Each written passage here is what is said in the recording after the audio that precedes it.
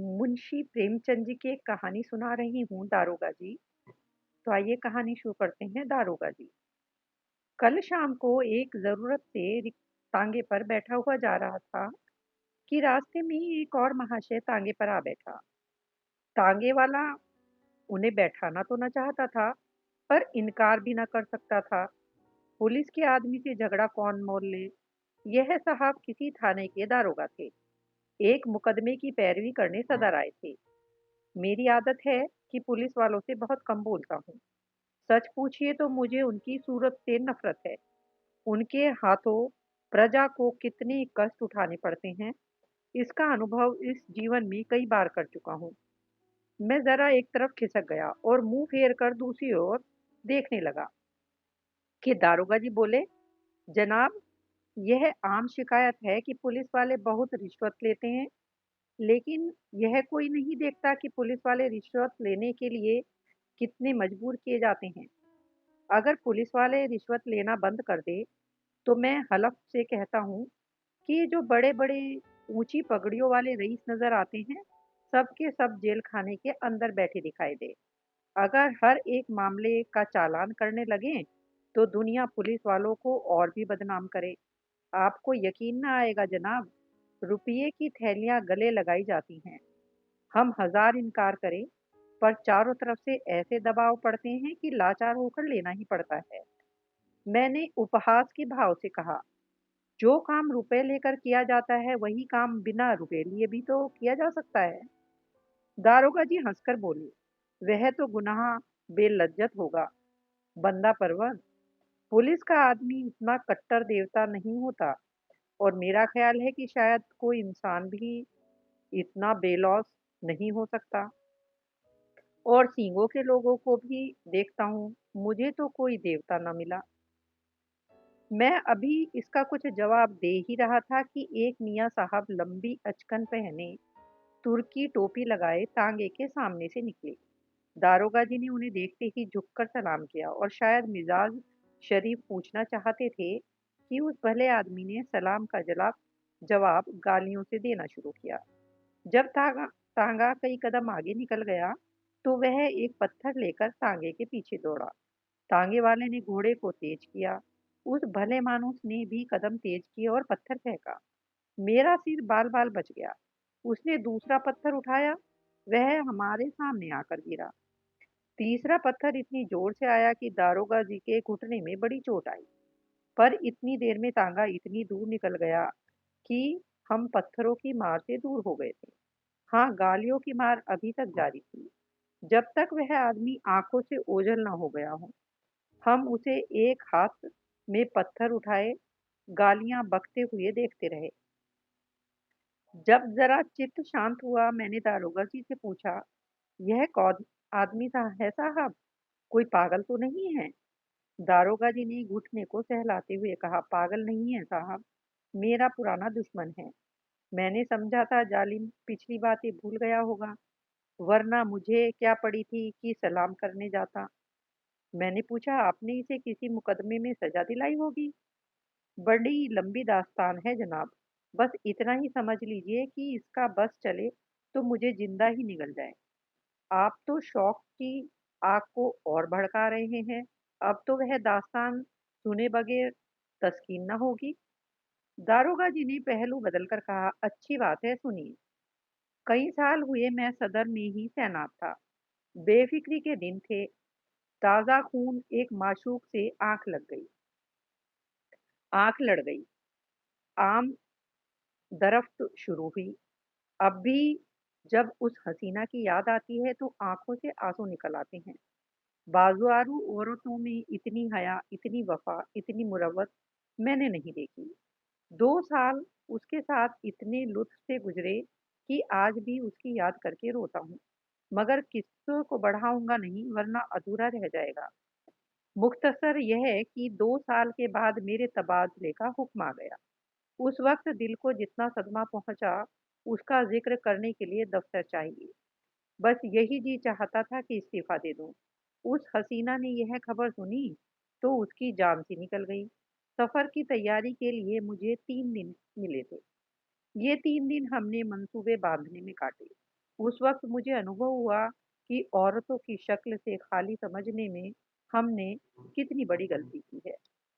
मेरे मंसूबे शेख चिल्ली के से होते थे, कलकत्ते भाग चलें, वहाँ कोई दुकान खोल दें या इसी तरह कोई दूसरा तज़बीब करता।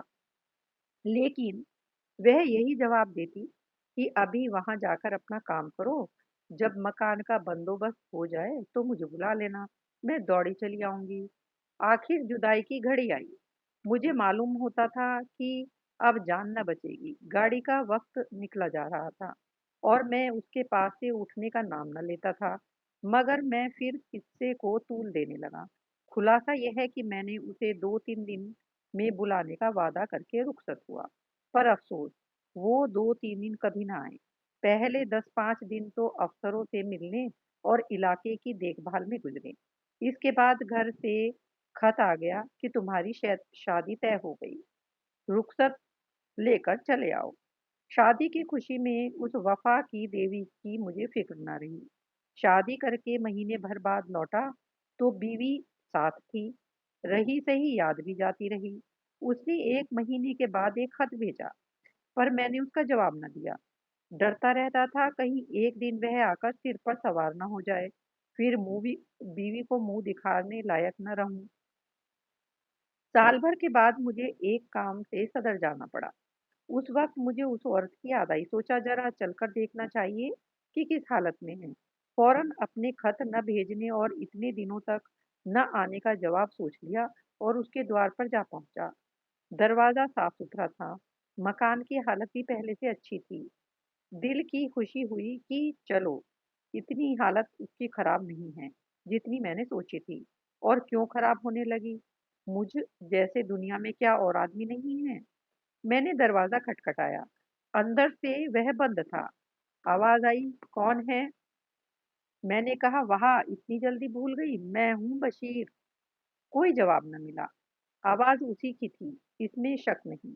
फिर दरवाज़ा क्यों नहीं खोलती, ज़रूर मुझसे नाराज़ है। मैंने फिर किवाड़ खटखटाए और लगा अपनी मुसीबतों का कुछ किस्सा सुनाने। कोई 15 मिनट के बाद दरवाज़ा खुला। हसीना ने मुझे इशारे से अंदर बुलाया और चट किवाड़ बंद कर लिए। मैंने कहा, "मैं तुमसे मुआफ़ी माँगने आया हूँ। यहाँ से जाकर मैं बड़ी मुश्किल में फँस गया। इलाका इतना ख़राब है कि दम मारने की मोहलत नहीं मिलती।" हसीना ने मेरी तरफ न देखकर ज़मीन की तरफ ताकते हुए कहा, "मुआफ़ी किस बात की? तुमसे मेरा निकाह तो हुआ न था?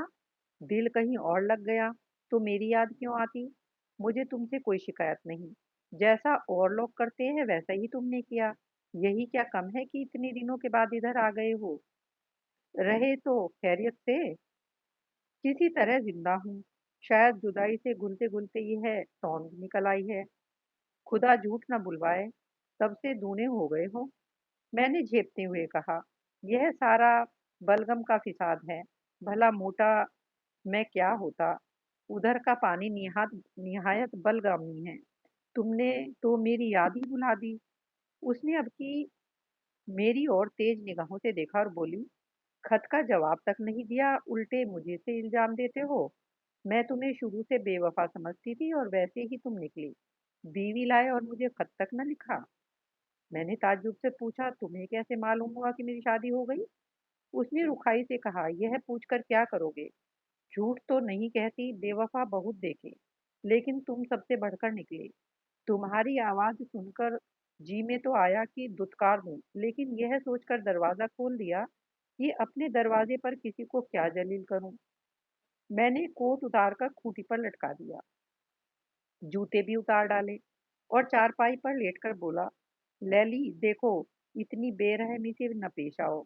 मैं तो अपनी खताओं को खुद तस्लीम करता हूँ और इसीलिए तो अब तुमसे माफ़ी माँगने आया हूँ। ज़रा अपने नाज़ुक हाथों से एक पान तो खिला दो। सच कहना, तुम्हें मेरी याद काहे को आती होगी?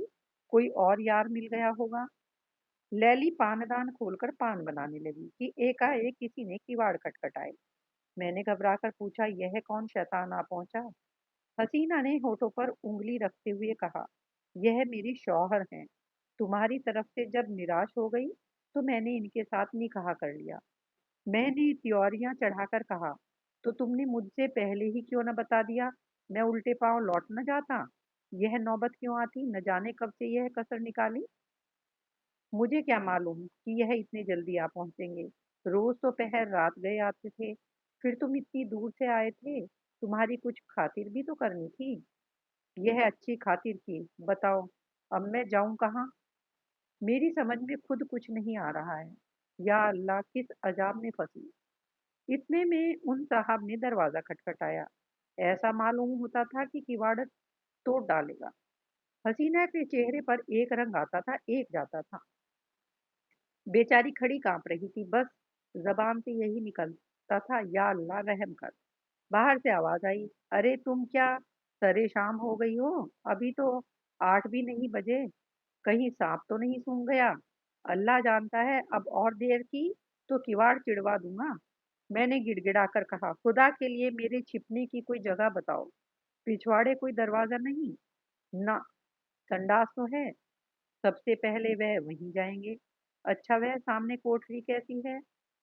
हाँ है तो, लेकिन कहीं कोठरी खोलकर देखा तो। क्या बहुत डबल आदमी है, तुम जैसे दो को बगल में दबा लें। तो खोल दो कोठरी। वह जूं ही अंदर आएगा, मैं दरवाजा खोलकर निकल भागूंगा। हसीना ने कोठरी खोल दी। मैं अंदर जा घुसा, दरवाजा फिर बंद हो गया।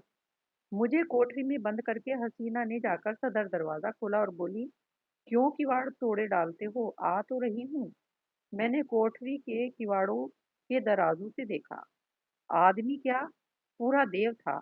अंदर आते ही बोला, तुम सरे शाम से सो गई थी। हाँ, जरा आंख लग गई थी। मुझे तो ऐसा मालूम हो रहा था कि तुम किसी से बातें कर रही हो।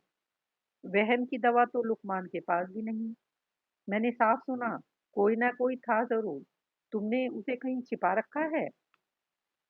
इन्हीं बातों पर तुमसे मेरा जी जलता है। सारा घर तो पड़ा है, देख क्यों नहीं लेते।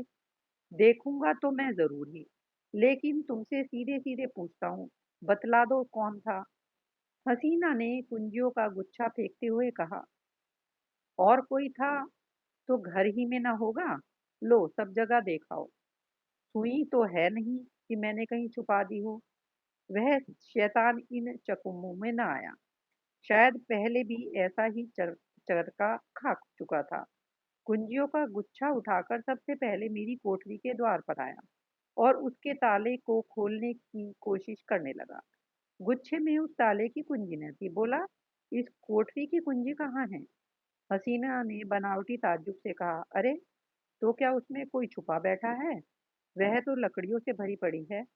तुम कुंजी दे दो ना। तुम भी कभी कभी पागलों के से काम करने लगते हो। अंधेरे में कोई सांप बिच्छू निकल आए तो। ना भैया, मैं उसकी कुंजी ना दूंगी। बला से सांप निकल आएगा, अच्छा ही वो निकल आए। तो इस बेहयाई की जिंदगी से तो मौत ही अच्छी। हसीना ने उधर उधर तलाश करके कहा, न जाने उसकी चाबी कहाँ रखती, ख्याल नहीं आता। इधर कोठरी में तो मैंने और कभी ताला नहीं देखा। मैं तो रोज लगाती हूँ, शायद कभी लगाना भूल गई हूँ। तो नहीं कह सकती। तो तुम कुंजी ना दोगी। कहती तो हूँ, इस वक्त नहीं मिल रही है। कहे देता हूँ, कच्चा ही खा जाऊंगा। अब तक तो मैं किसी तरह जब्त किए खड़ा रहा। बार बार अपने ऊपर गुस्सा आ रहा था कि यहाँ क्यों आया। न जाने यह शैतान कैसे पेश आए, कहीं तैश में आकर मार ही न डाले। मेरे हाथ में तो कोई छुरी भी नहीं। या खुदा, अब तू ही मालिक है। दम रोके हुए खड़ा था कि एक पल का भी मौका मिले तो निकलूं, भागूं। लेकिन जब उस मर्दूद ने किवाड़ों को जोर से धमधमाना शुरू किया, तब तो रूह ही फना हो गई। इधर उधर निगाह डाली कि किसी कोने में छिपने की जगह है या नहीं। किवाड़ के दराजों की कुछ रोशनी आ रही थी। ऊपर जो निगाह उठाई तो एक मचान सा दिखाई दिया। डूबते को तिनके का सहारा मिल गया। उचक कर चाहता था कि ऊपर चढ़ जाऊं, कि मचान पर एक आदमी को बैठे देखकर उस हालत में मेरे मुंह से चीख निकल गई। यह हजरत अचकन पहने, घड़ी लगाई, एक खूबसूरत साफा बांधे उकड़ू बैठे हुए थे। अब मुझे मालूम हुआ कि मेरे लिए दरवाजा खोलने में हसीना ने इतनी देर क्यों की थी। अभी इनको देख ही रहा था कि दरवाजे पर मूसल की चोटें पड़ने लगी। मामूली किवाड़ तो थे ही, 3-4 चोटों में दोनों किवाड़ नीचे आ रहे और वह मर्दूदन लालटेन लिए कमरे में घुसा। उस वक़्त मेरी क्या हालत थी इसका अंदाज़ आप खुद ही कर सकते हैं। उसने मुझे देखते ही लालटेन रख दी और मेरी गर्दन पकड़कर बोला, "अच्छा, आप यहाँ तशरीफ़ रखते हैं, आइए, आपकी कुछ खातिर करूँ। ऐसे मेहमान रोज़ कहाँ मिलते हैं।" यह कहते हुए उसने मेरा एक हाथ पकड़कर इतनी ज़ोर से बाहर की तरफ ढकेला कि मैं आँगन में औंधा जा गिरा। उस शैतान की आँखों से अंगारे निकल रहे थे। मालूम होता था उसके होंठ मेरा खून चूसने के लिए बढ़े आ रहे हैं। मैं अभी ज़मीन से उठने भी न पाया था कि वह कसाई बड़ा तेज़-सा छुरा लिए मेरी गर्दन पर आ पहुँचा। मगर जनाब, हूँ पुलिस का आदमी, उस वक़्त मुझे एक चाल सूझ गई। उसने मेरी जान बचा ली, वरना आज आपके साथ तांगे पर न बैठा होता। मैंने हाथ जोड़कर कहा, हुज़ूर, मैं बिल्कुल बेकसूर हूँ, मैं तो मीर साहब के साथ आया था। उसने गरज कर पूछा, कौन मीर साहब? मैंने जी कड़ा करके कहा, वही जो मचान पर बैठे हुए हैं। मैं तो हुज़ूर का गुलाम ठहरा, जहाँ हुक्म पाऊँगा, उनके साथ जाऊँगा। मेरी इसमें क्या खता है? अच्छा, तो कोई मीर साहब मचान पर भी तशरीफ़ रखते हैं? उसने मेरा हाथ पकड़ लिया और कोठरी में जाकर मचान पर देखा। वह हज़रत सिमटे-सिमटाए भीगी बिल्ली बने बैठे थे। चेहरा ऐसा पीला पड़ गया था, गोया बदन में जान ही ना हो। उसने उनका हाथ पकड़कर एक झटका दिया तो आप धम से नीचे आ रहे। उनका ठाठ देखकर अब इसमें कोई शुबा न रहा कि वह मेरे मालिक हैं। उनकी सूरत देखकर उस वक़्त तरस के साथ हँसी भी आती थी। "तू कौन है बे?" "जी मैं, मेरा मकान, यह आदमी छूटा है, यह मेरा नौकर नहीं है। तू यहाँ क्या करने आया था?" "मुझे यही बदमाश धोखा देकर लाया था। यह क्यों नहीं कहता कि मज़े उड़ाने आया था? दूसरों पर इल्ज़ाम रखकर अपनी जान बचाना चाहता है सूअर? ले तू भी क्या समझेगा कि किसके पाले पड़ा था?" यह कहकर उसने उसे तेज छुरे से उस साहब की नाक काट ली। मैं मौका पाकर बेतहाशा भागा, लेकिन हाय हाय की आवाज़ मेरे कानों में आ रही थी। इसके बाद उन दोनों में कैसी छनी, हसीना के सिर पर क्या आफ़त आई, इसकी मुझे कुछ खबर नहीं। मैं तब से बीसों बार सदर आ चुका हूँ, पर उधर भूल कर भी नहीं गया। यह पत्थर फेंकने वाले हजरत वही हैं, जिनकी नाक कटी थी। आज न जाने कहाँ से दिखाई पड़ गए और मेरी शामत आई कि उन्हें सलाम कर बैठा। आपने उनकी नाक की तरफ शायद ख़याल नहीं किया। मुझे अब ख़याल आया कि उस आदमी की नाक को चिमटी थी। हाँ, नाक को चिपटी तो थी, मगर आपने उस गरीब को बुरा चरका दिया। और करता ही क्या? ज़रूर दबा लेते, मगर चोर का दिल आधा होता है। उस वक़्त अपनी-अपनी पड़ी थी कि मुकाबले करने की सूझती। कहीं उस रमझल्ले ने धर लिया जाता, तो आबरू अलग जाती और नौकरी से अलग हाथ होता। मगर अब इस आदमी से होशियार रहना पड़ेगा। इतने में चौंक आ गया और हम दोनों ने अपनी-अपनी राह ली।